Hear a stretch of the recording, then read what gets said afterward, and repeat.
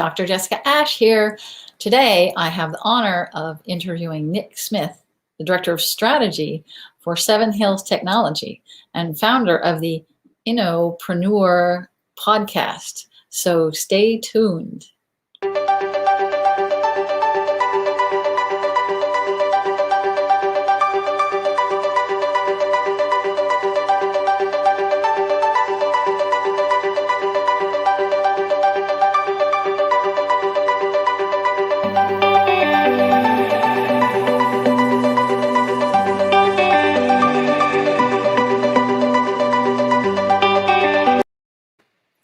My theme today is creativity, and a big word for creativity is innovation.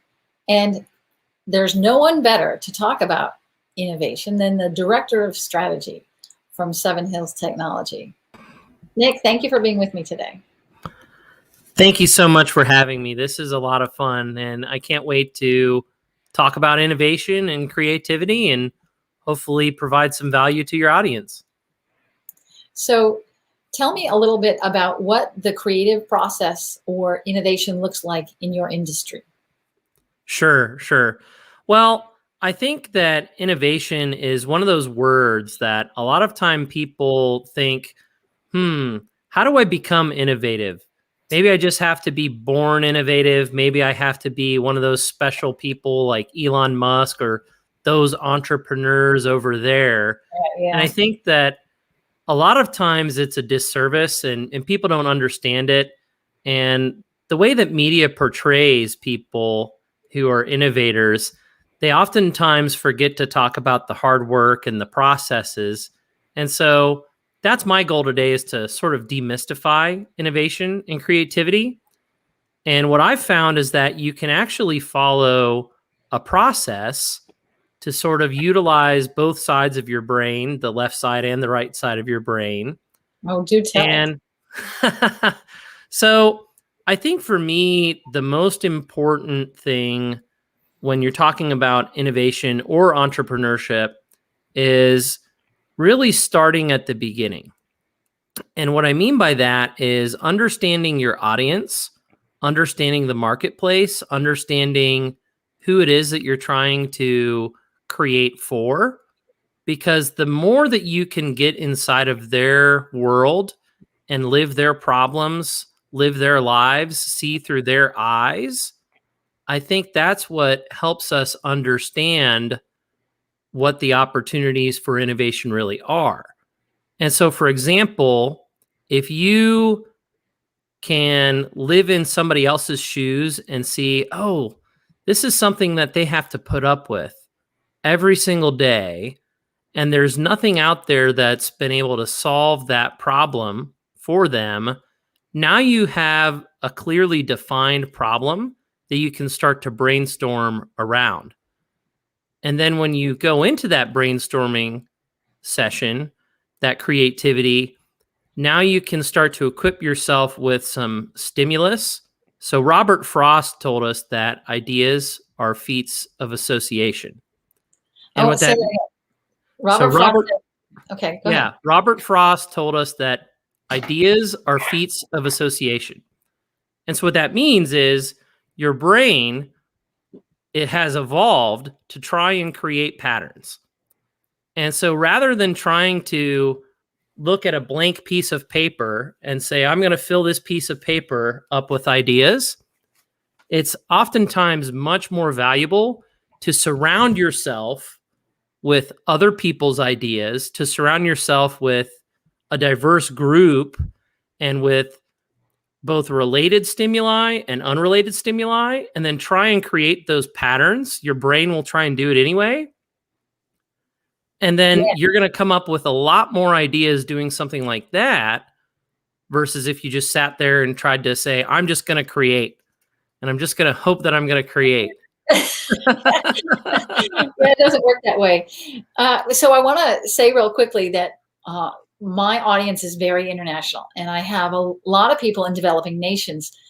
And it's fairly common if you live in, Pakistan or Algeria to think, oh, the US is so much better than what I have, or that Nick is somehow better than Mohammed.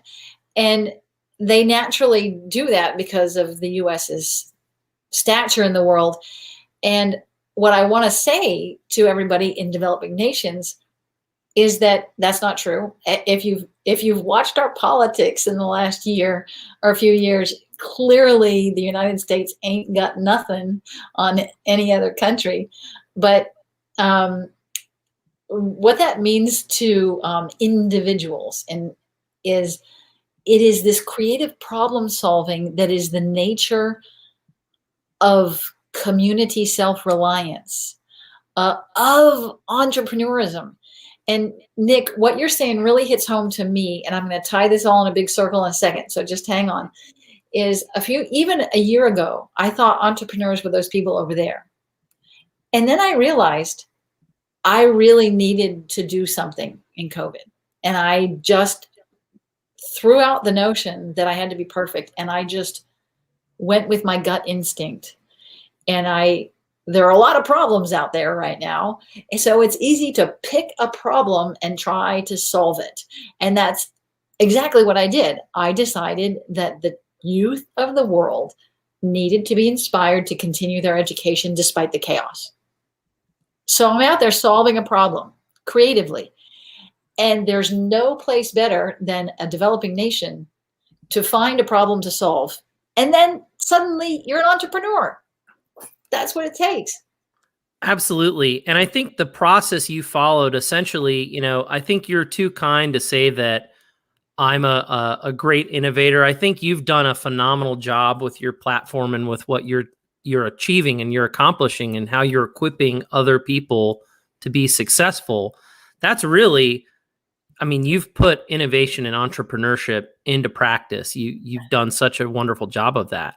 And I think you said something there too that is really key, which is you picked a problem and you started to try and figure out, how do I solve this? But I would imagine, and let me know if you'll agree with me, you might push back on this, that you probably didn't know exactly how to solve that problem from day one. You maybe had a vision, but over time you had to try some things out, run some experiments, like I'm going to do a video on this topic today, or I'm going to talk about this thing today. And over time, you may have even ran into some failures or some roadblocks. But absolutely, while that was happening, rather than giving up or trying to focus on a new problem, you took what you learned from those roadblocks and from those failures and said, okay, how can I adjust? How can I get better? And now I'm actually even closer to solving this problem because I've learned a way that maybe isn't the best way of solving it. And so over time, what we find is that people who actually fail are also the same people who succeed. And if you want to succeed really quickly, the quickest way to do that is pick that problem, dive in with 2 feet. You're going to fail. You're going to hit roadblocks. But rather than giving up, get right back on the horse and try and learn from each of those failures. And if you double your failure rate and actually document that, you'll actually double your success rate as well. So you're telling people not to be afraid of failure. Failure is key to innovation. I actually don't think it's possible to innovate without failure. I don't think that's innovation. If you know that you're going to be successful, how can you know that you're going to be successful unless there's already a roadmap there? So innovation, I think, requires failure. It requires challenges and roadblocks. I'm thinking of the famous quote about Thomas Edison. I didn't fail 1,000 times in creating a light bulb. I found 1,000 ways not to make a light bulb. Absolutely. Absolutely. Yeah. And it also reminds me of W. Edwards Deming, right? And so Deming used to teach us this theory of knowledge. And so once you've brainstormed an idea or a topic or something that you want to go out and produce and create for the world, you can run an experiment. And Deming uses the PDCA cycle, which is plan, do, check, act. So you can plan, what is it that I'm actually going to try and do? Now let's go out and let's do it. And in the course of doing it, you're going to learn an awful lot, but you're also going to maybe achieve what you planned and maybe not achieve what you planned. And so the next step after that, the check, and sometimes it's called the study step, you want to really dig in and say, well, why did I achieve what I wanted to achieve, or why didn't I? Right. And that's really critical, because if you didn't hit your success on the first try, understand why. And the more that you can understand that, that's going to help to equip you for the fourth step, which is, how do I act again? What do I do with this new knowledge that I've acquired from my first experiment, my first trial? I love that way of putting it.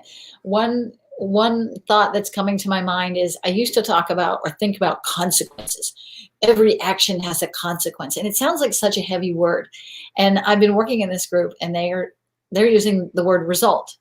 So you had an action and it had a result. You don't have to label the result good or bad. It's just the result. And so I'm interpreting what you're talking about. You look at the result, and that it is what it is. And then you decide to, okay, well, I'm going to move this way a little bit. And my new action is going to be a little bit in this direction, because this is the result and that's not exactly what I wanted.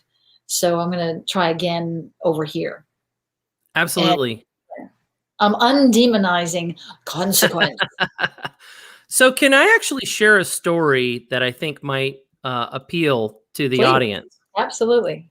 So let's think about the Wright brothers and how they actually achieved the first powered flight. A lot of people don't realize this, but there was a different group that was competing with the Wright brothers, trying to learn how to fly before the Wright brothers did it.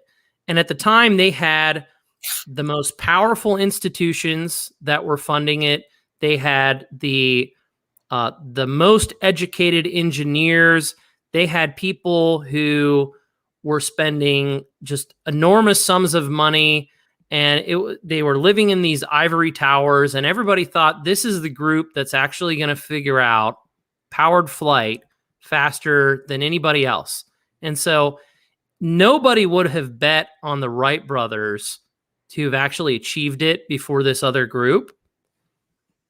But the thing that the Wright brothers did that this other group wasn't doing is, rather than spending all of their time just trying to think about the solution, they went out and tried it. And so they'd put together a model, even if they didn't know what they were doing. They'd go out there and see, okay, let's put together a model and let's do it. Okay, that didn't work. Well, what did we learn? All right, now let's put together another model. And they go and do it the next day. And they just kept running so many experiments and learning every single day, while this other group, with all their money and all of their experts, was paralyzed and not running very many experiments at all. And so just by using the brute force of that experimentation, that's how the Wright brothers eventually achieved that first powered flight. And I love that story because we live here in Ohio, and, so right next to Wright-Patt Air Force Base. And so, but I think that that's a good story, because these were just two guys who ran a bicycle shop and just ran a bunch of experiments, and they weren't PhDs or, well-funded. Right. They were just a couple of guys who knew how to run experiments and learn. And I love that story. The other part of that is their great passion. They loved what they were doing. And I link that to what I ended up doing. I love helping people become their best selves. That's what I love. And my passion is what fuels my own creativity. and my own creative problem solving. And the Wright brothers were willing to, and the videos are famous, even though they weren't the best quality, of them just trying, and they loved that trying. So if you're only going to solve a problem that you have a natural inclination to solve. Like, I'm never going to become a mathematician, and I'm never going to really care about the next math theory. I get how important math is. I'm not saying math isn't important. I'm just saying those aren't the problems that I'm going to solve. Sure. And so I tell our listeners something about owning your own creativity as opposed to someone else's or some general idea of creativity. Sure. Well, I actually think there are both ways. So, for instance, I kind of got my start in innovation actually trying to innovate based on other people's directives. And so, actually, I find that quite a bit more challenging than what you're doing, Right. which is creating for your own personal self-interest and passion, and you love helping others, and so you get inspired to create on a regular basis because that mission and that passion is fueling you. For me, I was an innovation manager for a manufacturing company, and I was chartered at the time to increase revenue for this company and increase margins. And there's everybody thinks about sales, but innovation is an incredibly powerful way of unleashing economic impact. And so what we did is we really just followed that process that we outlined a little bit earlier in this episode.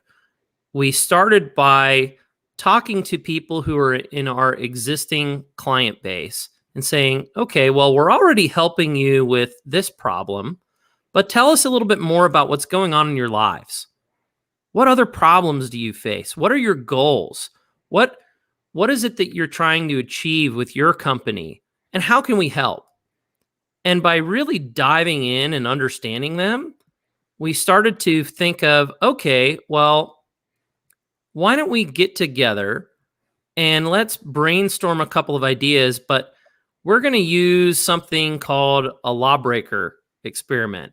And so he said, well, what are all of the different things that people have never done in your industry and why? We started to talk about, well, you can't ever do this, that it's never been done that way. And, so that's a useful thing because you're almost looking for what has never been done before. So you're already going to get to things that are unique. But then rather than throwing those ideas out immediately and trying to think of all of the challenges around them, let's list all of these things that have never been done and try and think about how can we take an idea like that and make it better? Or how can we combine it with something that can be done? Right. And so there's a lot of different exercises like that. The lawbreaker exercise, there's mind mapping, there's lots of different things that you can find. Triz is another very powerful tool that was actually developed in Russia. Did you say Triz? Triz.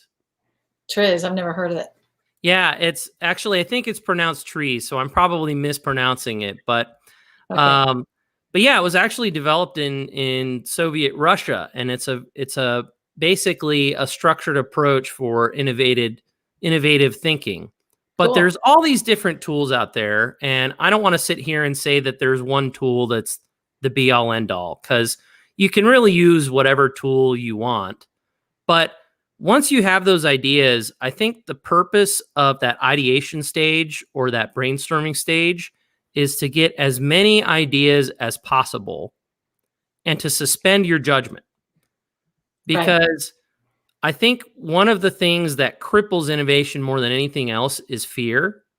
And judgment is really just allowing your fear center to shut off that creativity and the power that's underneath those ideas. So you can come up with an idea that's maybe not the greatest idea in the world, but rather than throwing it out immediately, it's really possible to take an idea and then share it with a lot of other people who have diverse backgrounds and say, how can we take this idea and make it better?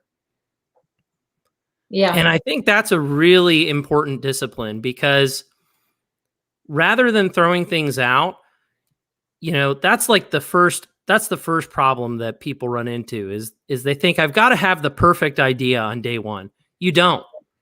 You really don't. Just pick an idea that you're passionate about, that you care about, and then try and figure out how to make it better.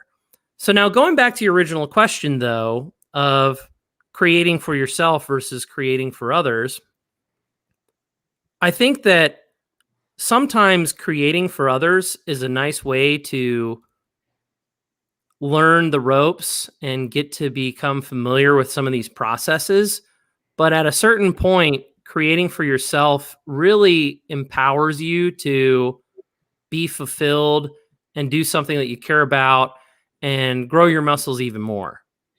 And when you're talking about solving other people's problems or creating as a part of an organization, that's really important. I'm well into my career and I'm at a place where I can create for myself.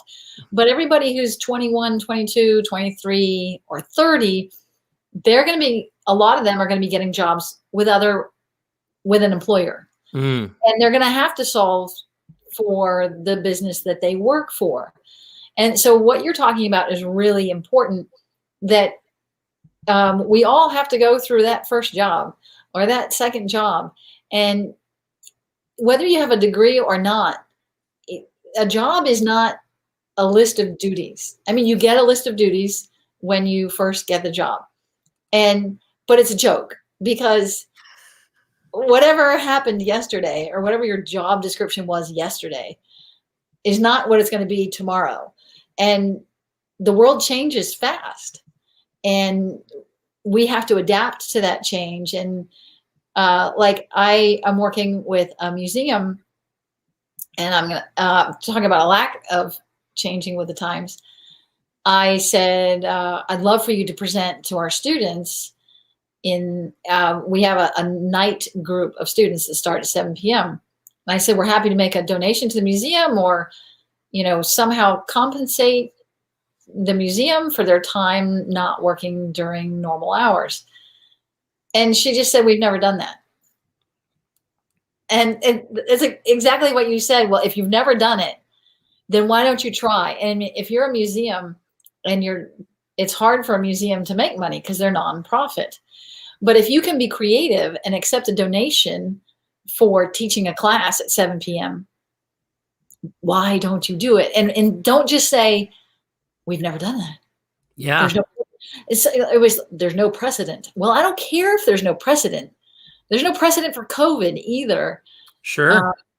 But people will have to work for other organizations. And it's through my 20 plus years of working for other organizations that I found my own passion. Absolutely. Absolutely.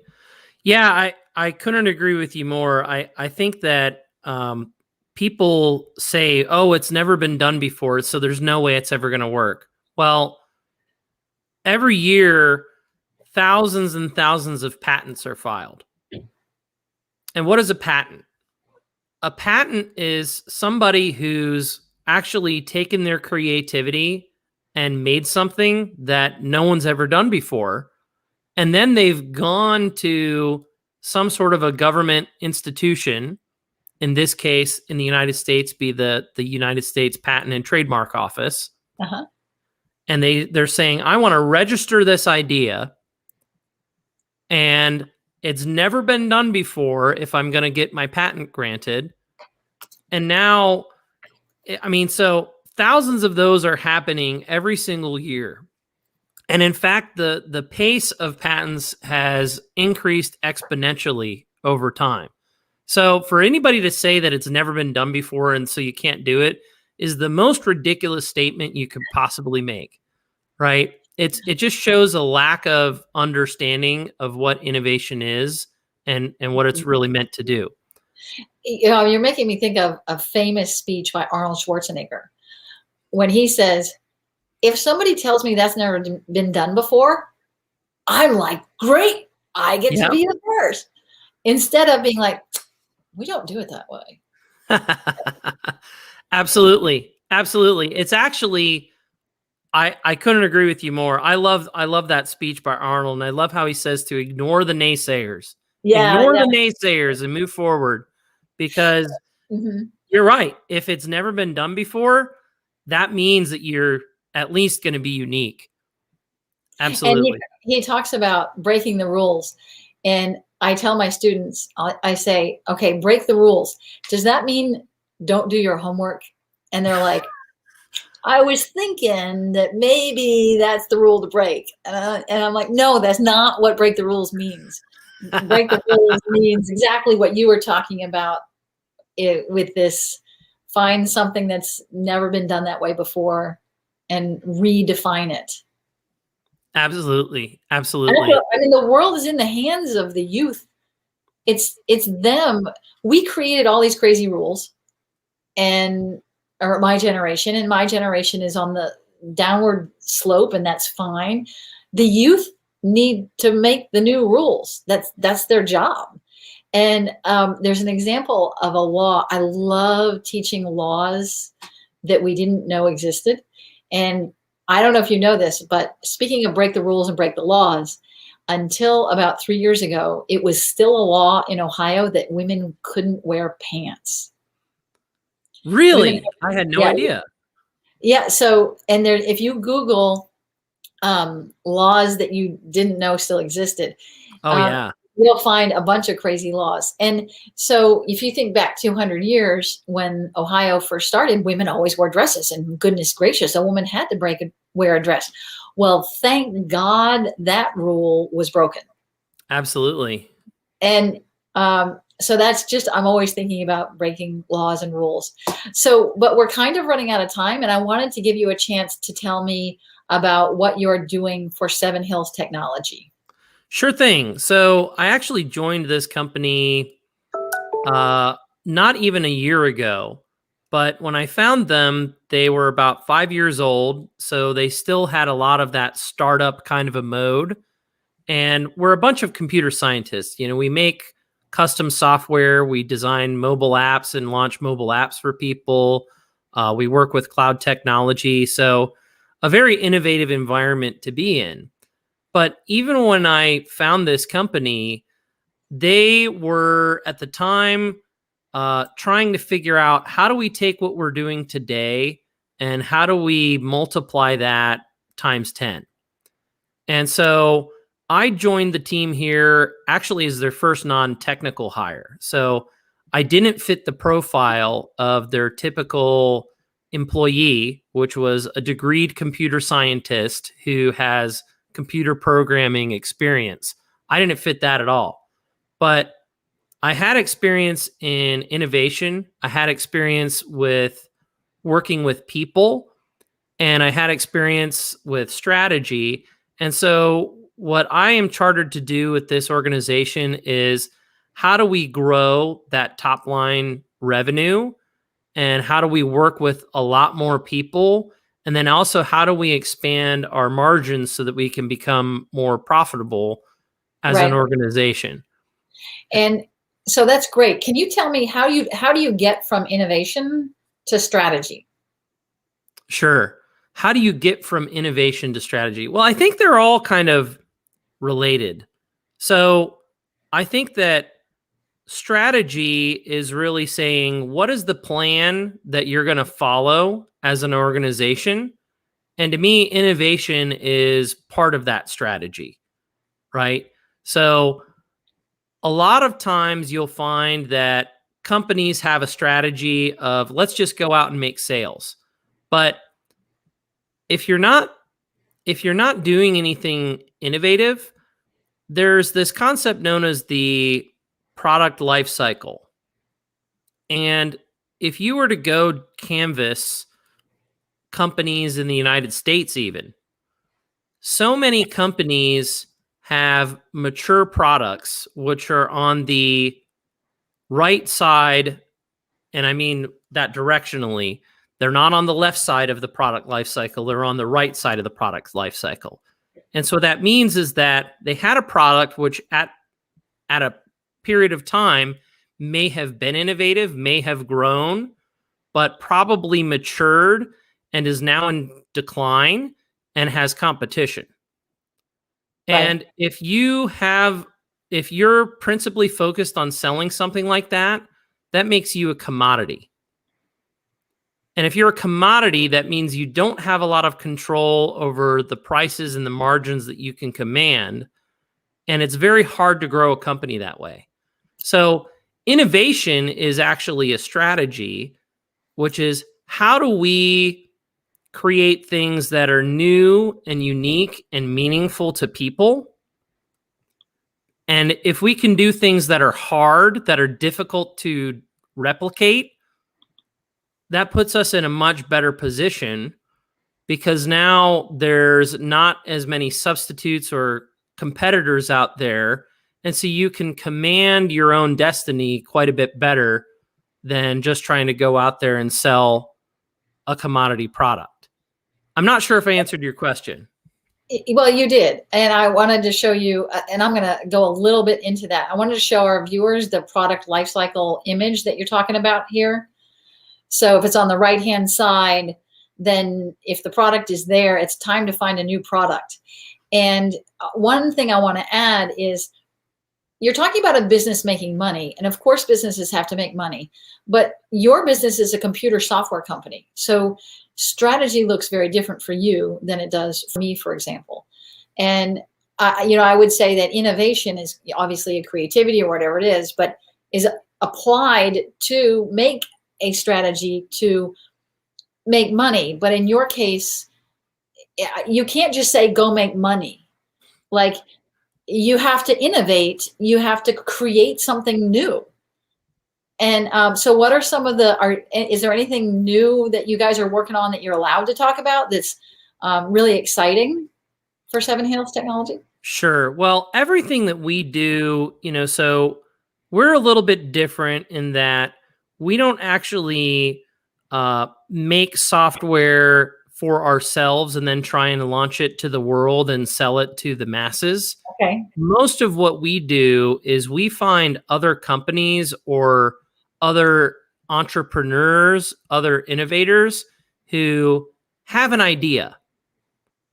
And they might have an idea for a type of software or an application that they want to make, but a lot of times they're crippled because they're not familiar with that innovation process. They don't have the strategy. Right. And so what we try to do is our job in that situation is to help to guide them by asking them a lot of questions. What is the goal that you are trying to achieve? Right. So I have this idea that I want to have an app. Okay, great. Well, what are you trying to achieve with this app? Are you trying to increase your revenue? Are you trying to grow an audience? Are you trying to communicate to the masses? What is it that you want to achieve? And then let's look at what's happening in the marketplace. Is anybody else already doing this? Are you even free to operate? Is there intellectual property that could be preventing you from doing this? And then how do we test that idea before we ever spend a dime on actually developing the software? How can we test the idea first cheaply so that if there's a chance of failure, that we fail fast and fail cheap before we go spend a mountain of cash to develop something really expensive and then launch it to the world and have that fail? That's not something anybody wants to do. So that's what we are chartered to do. And yes, there are lots of different projects we've worked on. A project we actually made an application for the government of Bermuda. Oh, wow. So you can actually look this up and download it. If you were to Google Bermuda Tree Frog app, it's on the Apple Store. It's on Google Play. You can also check us out. We have a lot of case studies on our website at sevenhillstechnology.com. So we've made a lot of different things for a lot of different people. But really what our mission is helping other innovators and entrepreneurs be successful with their ideas versus us trying to put all of our ideas out there to the world. Wonderful. So I've really enjoyed talking to you about innovation. I'm definitely going to go look up the Bermuda Tree Frog app. It sounds like you do a lot of creative and fun projects. Yeah. Absolutely. It's a really fun and fulfilling job, and it's really nice when we can see somebody put their idea into reality. Oh It's yeah. also really nice too. There are times when people approach us and we actually help them think through their idea and realize that, okay, so kind of back to that point of, rather than naysaying an idea, sometimes by asking people the right questions, we help them discover the answer within themselves that, Yeah. oh, well, I had this original idea, but now that you've asked me these questions, I want to do this other thing instead. And I'm actually Yeah. even more passionate about that. That's quite rewarding. It must be. Well, we've run out of time. I want to thank you for being here today. Thank you. It's been a pleasure. This has been a blast. All right. Do you have any last words for our viewers on innovation or strategy? Well, we've started a podcast called the Innopreneur Podcast, and that's a term that we've coined to kind of combine innovation and entrepreneurship. And so I'd actually love to have you as a guest on the Innopreneur Podcast as well. But for the listeners, if you want to Google that, you can also find it on our website. And what we do in that podcast is we try to interview other people who are entrepreneurs and innovators and try to distill ideas and processes from them so that we can equip the folks who are just getting started out. It would be a pleasure. I look forward to being on Innopreneur, and that's spelled INNO. Oh, it's written on the thing, so everybody can see. That's right. All right. Well, thank you, Nick, for being here, and I look forward to seeing you on Innopreneur. Thank you very much. Bye-bye. Have a great one. You've been listening to an interview with Nick Smith of Seven Hills Technology about innovation and strategy. Thanks for joining us today. Glad you were here.